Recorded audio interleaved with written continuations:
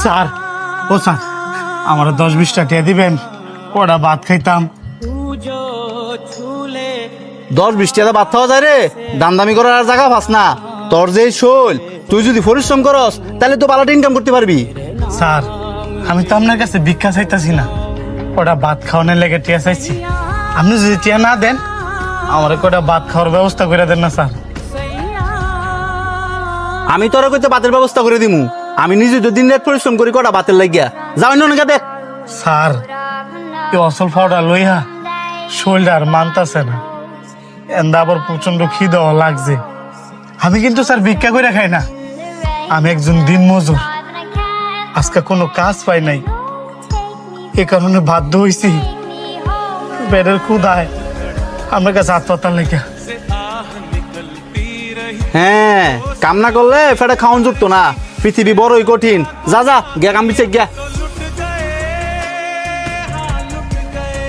এই যে ভাই, আপনি ওই এদিকে এদিকে।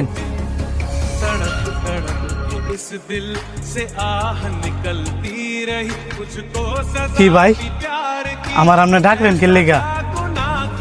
ভাতগুলা ধরেন, এই যেন পানি আছে, বসে বসে খান।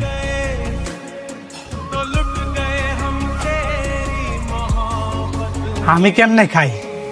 এই ভাত তো আপনি খাইতে বসেন। আমি খাইতে বসছি দেখে কি হয়েছে? আমার খিদার চেয়ে আপনার খিদাটাই বেশি। ধরেন তাড়াতাড়ি বয়ে খেয়াল।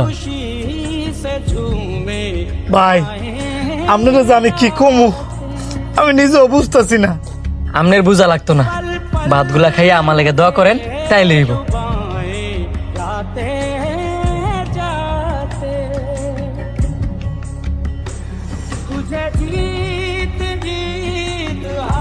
ওই শান্ত, এদিকে আয়।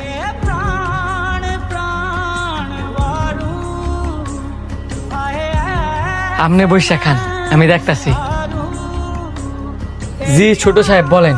দিন দিন দেয়া যায় দরা তুতলায় পড়তাছে। এই যে তুই তোর বাগের খাবার তার জন্য দেলাইছস, তোর লাগে কি বাড়ির ভিতরে এক্সট্রা খাবার আনতে তুইছে? না ছোট সাহেব, ওই লোকটা তো আমার চেয়েও ক্ষুধার্ত, এই কারণে আমার বাগের খাবারটা ওই লোকটারে দিয়ে দিচ্ছি। আবার